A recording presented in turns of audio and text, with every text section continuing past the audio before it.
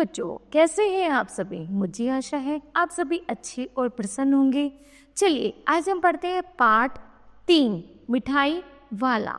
चलिए इस पाठ को पढ़ने से पहले हम करते हैं इसके बारे में कुछ तथ्यों के बारे में जानते हैं। जैसे आपको गली मोहल्ले में कौन कौन से फेरी वाले आते हैं, वे क्या क्या आवाजें लगाते हैं। क्या किसी फेरी वाले की आवाज या व्यवहार में आपको अपनी ओर आकर्षित किया है? कैसे? चलिए बताइए। चलो बच्चों, अब करते हैं इस पाठ की शुरुआत। उससे पहले हम पढ़ते हैं पाठ परिचय। मानवीय रिश्तों पर आधारित यह अत्यंत मार्मिक कथा है। अपनी संतान के कोने पर मिठाई वाला सब बच्चों में अपने बच्चे देखता है। बच्चे भी उसके पास दौड़े आते हैं।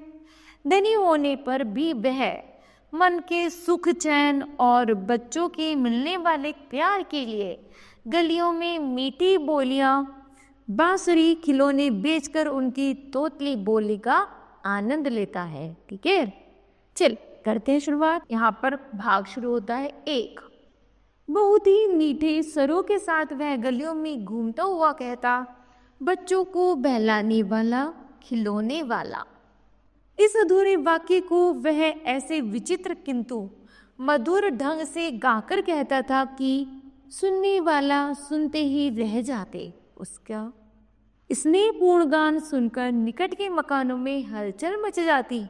छोटे छोटे बच्चों को अपनी गोद में लिए हुए युवतियां चिकों को उठाकर छज्जों पर से नीचे झांकने लगते। बच्चों का झुंड उसे घेर लेता। तब वह खिलौने वाला वहीं कहीं बेचकर खिलौनों की पेटी खोल देता। बच्चे खिलौने देखकर पुलकित हो उठते। वे पैसे लाकर खिलौनों का मोल भाव करने लगते। पूछते, इसका दाम क्या है और उसका? खिलौने वाला बच्चों को देखता, उनकी नन्ही नन्ही उंगलियां और हथेलियों से पैसे ले लेता और बच्चों की मनपसंद खिलौने उन्हें दे देता। खिलौने देख लेकर बच्चे उछलने कूदने लगते और तब खिलौने वाला फिर उसी प्रकार गाकर कहता, बच्चों को बहलाने वाला, खिलौने वाला। सागर की हिलोर की भांति उसका यह मादक गान गली भर के मकानों में इस छोर से उस छोर तक लहराता हुआ पहुंचता और खिलौने वाला आगे बढ़ जाता। राय विजय बहादुर के बच्चे भी एक दिन खिलौने घर ले आए। वे 2 बच्चे थे, चुन्नू और मुन्नू। दोनों अपनी हाथी घोड़े लेकर घर घर में उछलने लगे। बच्चों की माँ रोहिणी कुछ देर तक खड़े खड़े उनका खेल देखती बैठी रही। फिर उसने पूछा, बेटा ये खिलौने तुमने कितने में लिए हैं? मुन्नू बोला, 2 पैसों में। इतना कम दाम सुनकर रोहिणी को बहुत हैरानी हुई। रोहिणी सोचने लगी, इतने सस्ते कैसे दे गया है। जरा सी बात ठहरी, रोहिणी अपने काम में लग गई। फिर कभी उसे इस पर विचार करने की आवश्यकता ही भला क्या पड़ती। अब शुरू होता है भाग 2। 6 महीने बाद नगर भर में 2-4 दिनों में एक मुरली वाले के आने का समाचार फैल गया। लोग कहने लगे, भाई वाह, मुरली बजाने में वह एक ही उस्ताद है। मुरली बजाकर गाना सुनाकर वह मुरली बेचता है, सो भी 2-2 पैसे में। भला इसमें उसे क्या मिलता होगा? मेहनत भी तो न आती होगी। एक व्यक्ति ने पूछ लिया, कैसा है वह मुरली वाला? मैंने तो उसे नहीं देखा। उत्तर मिला, उम्र तो उसकी अभी अधिक ना होगी, यही 30-32 का होगा। दुबला पतला गोरा युवक है, बीकानेरी रंगीन साफा बांधता है। वही तो नहीं जो पहले खिलौने बेचा करता था? वही होगा। प्रतिदिन इस प्रकार उस मुरली वाले की चर्चा होती। प्रतिदिन नगर की गली गली में उसका मादक मृदुल स्वर सुनाई पड़ता, बच्चों को बहलाने वाला, मुरलिया वाला। रोहिणी ने भी मुरली वाले का वह स्वर सुना, तुरंत ही उसे खिलौने वाले का स्मरण हो आया। उसने मन ही मन कहा, खिलौने वाला भी इसी तरह गा गा कर खिलौने बेचा करता था। रोहिणी उठकर अपने पति विजय बाबू के पास गई, बोली, जरा उस मुरली वाले को बुलाओ तो चुन्नू मुन्नू के लिए मुरली ले लूं। क्या जाने या फिर इधर आए या ना आए। विजय बाबू समाचार पत्र पढ़ रहे थे। वे दरवाजे पर आकर मुरली वाले से बोले, क्यों भाई, किस तरह देते हो मुरली? किसकी टोपी गली में गिर पड़ी, किसी का जूता पार्क में ही छूट गया और किसी की सुथनी। इस तरह दौड़ते हाँफते हुए बच्चों का झुंडा पहुंचा, हमें भी दो, हमें भी दो। सब एक साथ बोल उठे। मुरली वाला हर्ष से गदगद हो उठा, बोला, हाँ हाँ सबको देंगे। हाँ बाबूजी, क्या पूछा था आपने?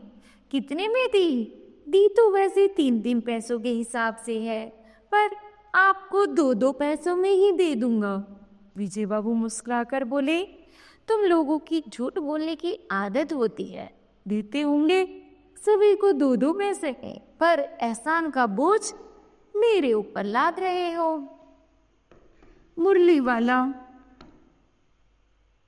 आचक चाकर बोला, बाबूजी इनका असली दाम 3 ही पैसे है, आप कहीं से भी 2-2 पैसे में ये मुरलियां नहीं पा सकते। मैंने तो पूरी 1000 बनवाई थी, तो मुझे इस भाव पड़ी है।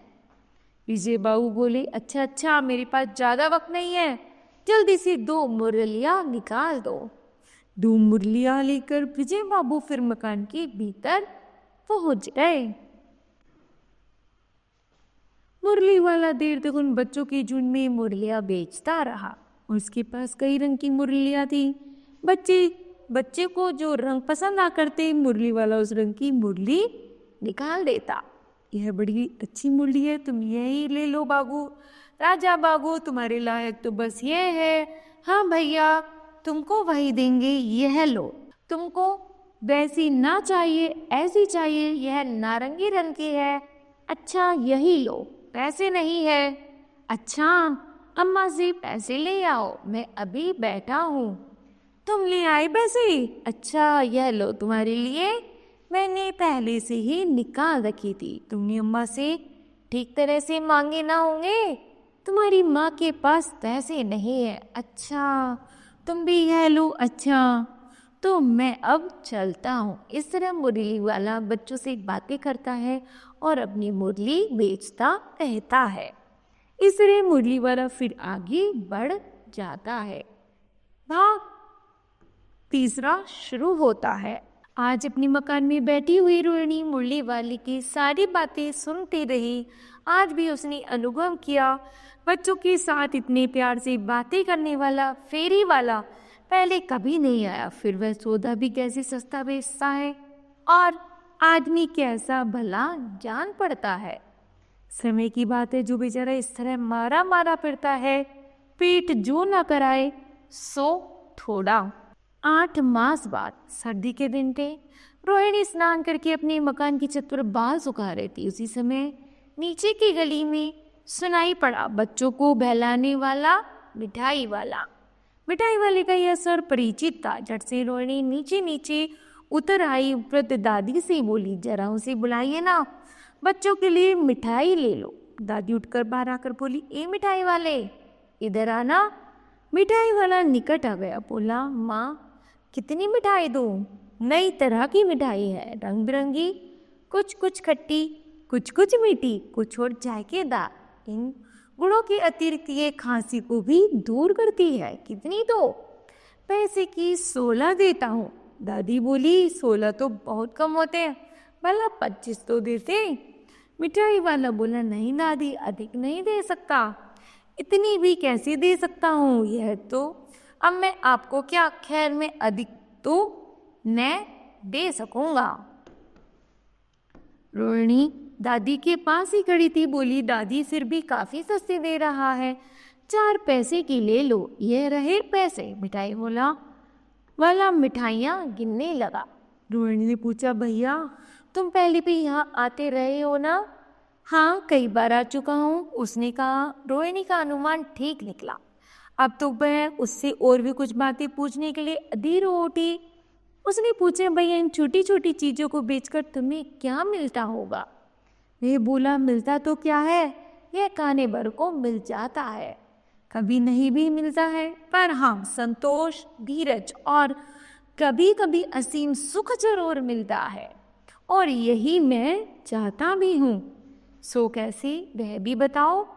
अब व्यर्थ में उन बातों की चर्चा क्यों करो, उन्हें आप जाने ही दें।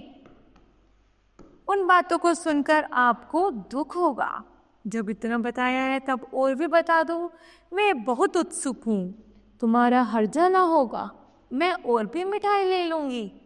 गंभीरता के साथ मिठाई वाले ने कहा, मैं भी अपने नगर का एक प्रतिष्ठित आदमी था, मकान, व्यवसाय, गाड़ी घोड़े, नौकर चाकर सभी कुछ था, पत्नी थी, छोटे छोटे 2 बच्चे भी थे। मेरा वह सोने का संसार था, सुख संपत्ति थी, बच्चे ऐसे सुंदर थे जैसे सोने के सजे खिलौने। उनकी अटखेलियों के मारे घर में कोलाहल मचा रहता था। विधाता की लीला, अब कोई नहीं है, प्राण निकले ही नहीं निकलते, इसलिए अपनी उन बच्चों की खोज में निकला हूँ। वे सब होंगे तो यहीं कहीं, आखिर कहीं नहीं तो कहीं तो जन्मे ही होंगे। इस तरह के जीवन में कभी कभी अपनी उन बच्चों की एक झलक से मिल जाती है। ऐसा जान पड़ता है जैसे वे इन्हीं में उछल उछल कर हंस खेल रहे हैं। पैसों की कमी थोड़े ही है, आपकी दया से पैसे काफी हैं, जो नहीं है इस तरह उसी को पा जाता हो।